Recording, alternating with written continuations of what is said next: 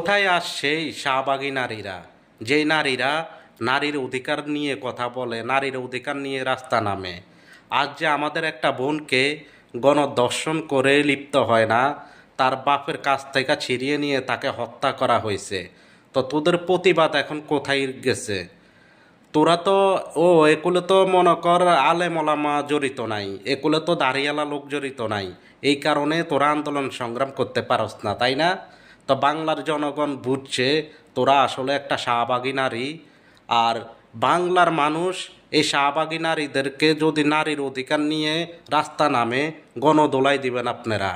আর পুলিশের কাজ হয়েছে এই শাহবাগী নারীরা যখন নারীর অধিকার নিয়ে রাস্তা নামবো, তাদের ইমানই দায়িত্ব এই এই পতিতালয়ের মেয়ে গড়ে অ্যারেস্ট কইরা হাজতে ভরার। এরা শাহবাগী নারীরা, এরা হইছে পতিতালয়ের নারী। এরা মূলত নারীর অধিকার নিয়ে কথা বলে না, এরা একটা এজেন্ট বাস্তবায়ন করার জন্য কথা বলে।